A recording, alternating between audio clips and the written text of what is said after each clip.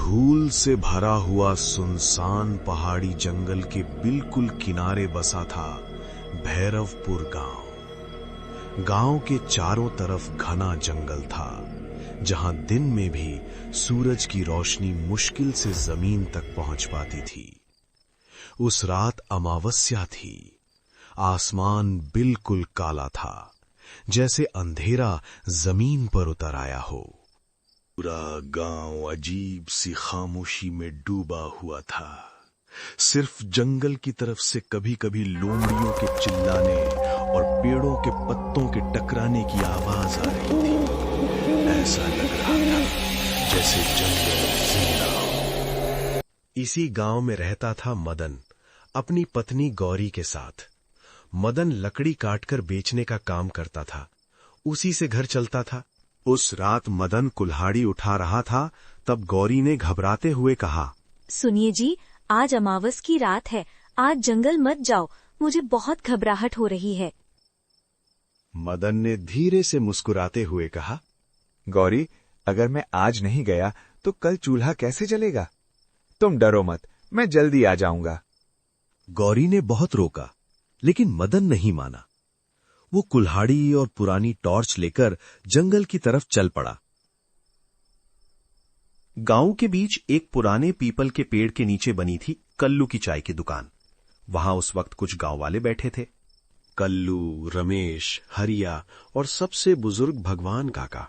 फिर रमेश बोला, यार, आज ये कुत्ते इतना क्यों भौंक रहे हैं? भगवान काका ने गहरी सांस लेते हुए कहा, आज अमावस है, आज जंगल में मोहिनी छल घूमती है, ये आदमी का रूप। तभी टॉर्च की हल्की रोशनी में मदन आता हुआ दिखाई दिया।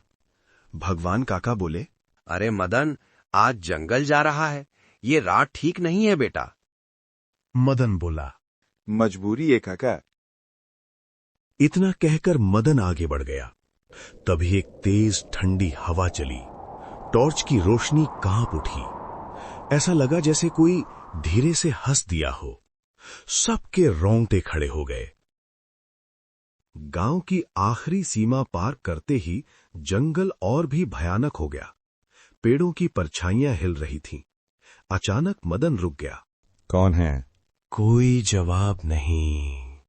तभी उसे आगे एक औरत की परछाई दिखी जो, आओ, सामने आओ। मदन चिल्लाया। वो परछाई घूमी। वो गौरी थी। तुम यहाँ कैसे? गौरी मुस्कुराई, लेकिन उसकी आंखें बिल्कुल बेजान थी। घर चलो मदन, रात बहुत हो गई है। अगले ही पल वो धुआं बनकर गायब हो गई। मदन समझ गया, ये गौरी नहीं थी, ये मोहिनी छल थी। तभी पीछे से बुजुर्ग आदमी की आवाज आई, मदन। वो घूमा तो भगवान काका खड़े थे, लेकिन उनका चेहरा धीरे धीरे विकराल हो गया। आंखें लाल, दांत बाहर। तू आज बच नहीं पाएगा। मदन भागने लगा। छल पेड़ों पर चढ़ते उतरते उसका पीछा कर रही थी। आगे एक पुरानी खाई आ गई। छल हंसने लगी। अचानक छल ने मदन का रूप ले लिया। दो मदन सामने खड़े थे। तब मदन को भगवान काका की बात याद आई। ये बुरा साया रोशनी से जलता है। उसने अपनी टॉर्च पूरी ताकत से छल पर फेंक दी। तेज रोशनी हुई। छल चीखती हुई जलने लगी। अगली अमावस पर वापस आऊंगा। सब कुछ शांत हो गया। मदन थका हुआ एक पेड़ के नीचे गिर गया। सुबह गांव वाले उसे वहीं जिंदा पाते हैं। मदन सबको सच बताता है।